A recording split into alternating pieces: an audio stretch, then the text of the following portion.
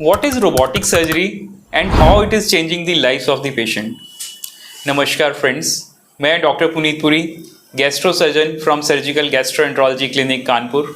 आज आपके साथ डिस्कस करूंगा कि रोबोटिक सर्जरी क्या है और जीआई सर्जरी में रोबोटिक्स का क्या रोल है।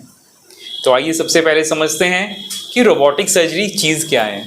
बड़े सारे लोगों को लगता है कि जैसे कोई रोबोट पेट पे सर्जरी कर देगा और इसमें सर्जन की ज़रूरत नहीं होती। ऐसा बिल्कुल नहीं है। रोबोटिक सर्जरी बेसिकली एक टेक्नोलॉजिकल एडवांसमेंट है। आप सब ने लैप्रोस्कोपिक सर्जरी के बारे में तो सुना ही होगा, दूरबीन विधि द्वारा सर्जरी। ये ऑपरेशन इंडिया में 91 से हो रहे हैं, तो आप मान के चलिए कि 35 साल के करीब होने को आया कि ये ऑपरेशंस हो रहे हैं। अब ये लैप्रोस्कोपिक सर्जरी के ऊपर एक एडवांस्ड वर्जन आया है जिसको हम कहते हैं रोबोटिक सर्जरी। तो आइए समझते हैं कि what is a robo. Robo क्या है? एक मशीन है जिसके अंदर अलग अलग आर्म्स हैं और वो आर्म्स जो हैं वो पेशेंट के पास लाके खड़ी कर दी जाती हैं। पेशेंट के पेट में कुछ सुराख बनाए जाते हैं, होल्स, जिनको हम मेडिकल लैंग्वेज में पोर्ट्स कहते हैं, और उनके थ्रू इंस्ट्रूमेंट्स डाल दिए जाते हैं अंदर, बहुत ही सोफिस्टिकेटेड इंस्ट्रूमेंट्स, और उन इंस्ट्रूमेंट्स के पीछे रोबोट की आर्म्स लग जाती हैं। और ये सारा सिस्टम जो है एक ऑपरेशन थिएटर में सेटअप होता है, और उसी ऑपरेशन थिएटर में कुछ ही दूरी पे एक सर्जन्स कंसोल होता है, एरिया होता है, जिसके अंदर सर्जन के हाथ में जॉयस्टिक बोल सकते हैं, हैंडल्स बोल सकते हैं, वो होते हैं। जैसे जैसे सर्जन उन हैंडल्स की मूवमेंट करते हैं वैसे ही रोबोट की आर्म जो हैं उन इंस्ट्रूमेंट्स को हिलाती हैं। तो ये होती है रोबोटिक सर्जरी। अच्छा, रोबोटिक इंस्ट्रूमेंट्स और रोबोटिक विजन, क्या अंतर है लैप्रोस्कोपिक सर्जरी में और रोबोटिक सर्जरी में? आप ये देखिए कि लैप्रोस्कोपिक इंस्ट्रूमेंट्स जो होते हैं वो सिर्फ 2 डायमेंशनल काम कर सकते हैं, कि इस डायरेक्शन में या इस डायरेक्शन में। ये जो हमारी 360 डिग्री रिस्ट मूवमेंट्स हैं ये लैप्रोस्कोपिक इंस्ट्रूमेंट्स में नहीं होती हैं।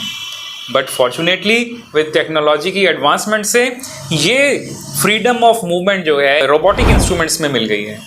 तो रोबोटिक इंस्ट्रूमेंट्स ऐसे भी जा सकते हैं, मुड़ भी सकते हैं, कर्व भी ले सकते हैं, नीचे भी आ सकते हैं, ऐसे। सो ये हमारी रिस्ट की तरह अंदर, पेट के अंदर जाके ये सब मूवमेंट्स कर सकते हैं। तो ऐसा करने से जो डिफ़िकल्ट एरियाज़ हैं पेट के, जैसे कि पेल्विक सर्जरी है या लिवर के आसपास सर्जरी है, ईसोफेगस हाइटस की सर्जरी है, पेट की दीवार की सर्जरी है, जो हम पेट के अंदर कैमरा डाल के ऊपर की तरफ देख के ऑपरेट कर रहे हैं। तो ये सब डिफ़िकल्टीज जो हैं रोबोटिक इंस्ट्रूमेंट्स की मदद से ये डिफ़िकल्टीज ओवरकम हो जाती हैं। दूसरा, विजन। जो हमारे लैप्रोस्कोपिक कैमराज हैं वो बहुत मैग्नीफाइड विजन देते हैं। ऐसा नहीं है, वो बहुत, हमारी जो नेकेड आई है वो तो जो देख सकती है, उसके कंपैरिजन में लैप्रोस्कोपिक जो कैमराज हैं वो multiple times, may be 15 times ज़्यादा मैग्नीफिकेशन दे सकते हैं। बट मैग्नीफाई तो अच्छा है, बट ये विजन भी 2D विजन होती है। क्या मतलब हुआ इसका? कि हम इसमें गहराई का परसेप्शन नहीं कर सकते, डेप्थ का परसेप्शन नहीं कर सकते। लेकिन जो रोबोटिक कैमरा सिस्टम्स हैं इसके अंदर विजन जो होती है 3D विजन होती है। ऐसा महसूस होता है कि जैसे सर्जन पेट के अंदर स्वयं आ गया और अंदर बैठ के कुछ काम कर रहा है। सो इसका क्या फ़ायदा हुआ?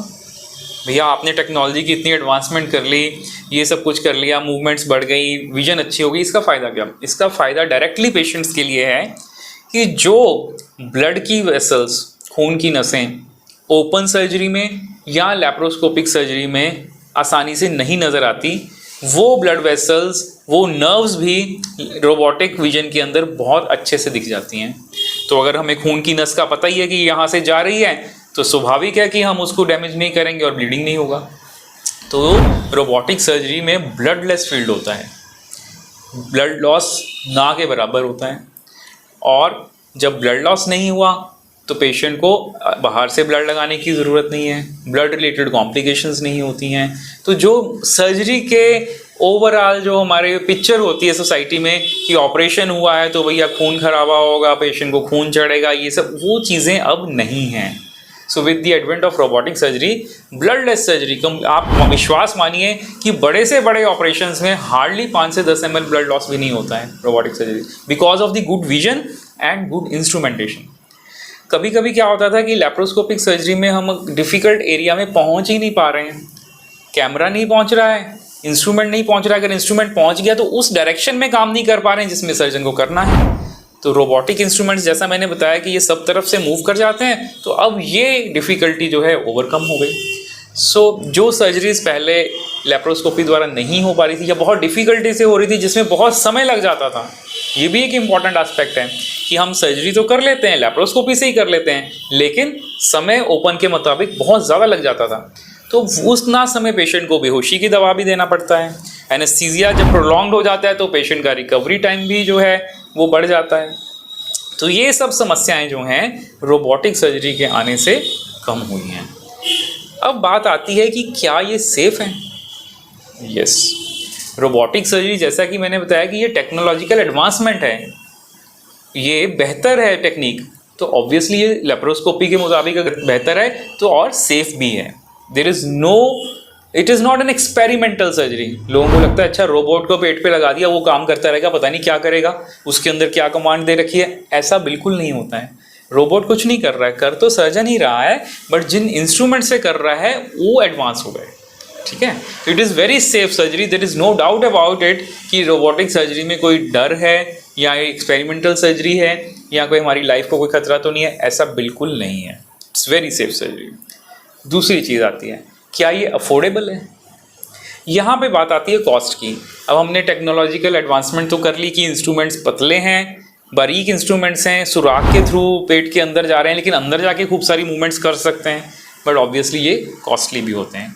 ये सारे जितने भी रोबोटिक इंस्ट्रूमेंट्स होते हैं ना, ये सेंसर्स से चलते हैं, इनमें सेंसिंग होती है, रोबोटिक की आर्म्स इनको सेंस करती हैं। तो कुछ समय के बाद, कुछ नंबर ऑफ यूजेस के बाद वो इंस्ट्रूमेंट्स आगे काम नहीं कर सकता। तो इस वजह से रोबोटिक सर्जरी की कॉस्ट लेप्रोस्कोपिक सर्जरी के मुकाबले में थोड़ी सी ज़्यादा होती है।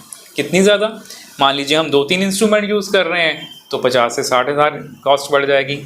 अगर ज़्यादा इंस्ट्रूमेंट्स यूज़ होते हैं, 5 से 6 होते हैं, तो तकरीबन 1.5 से 2 लाख रुपया जो है एडिशनल कॉस्ट बढ़ जाती है। बट येस, जहाँ पे लेप्रोस्कोपिक सर्जरी या ओपन सर्जरी करने में डिफ़िकल्टी है, वहाँ पे रोबोटिक्स हमें एक कटिंग एज देता है कि यस, हम उस एरिया में पहुँच के सर्जरी को ब्लडलेस तरीके से करके आ सकते हैं, ताकि पेशेंट को कम से कम प्रॉब्लम हो, कम से कम डिफ़िकल्टी हो और उसकी रिकवरी फास्ट हो जाती है। So this is robotic surgery. I hope कि मैंने अपने इस वीडियो से अपने व्यूअर्स को ये तो क्लियर किया है कि रोबोटिक सर्जरी में कोई रोबो नहीं काम कर रहा, सर्जन ही कर रहा है, but with the help of advance technology. Thank you very much for watching.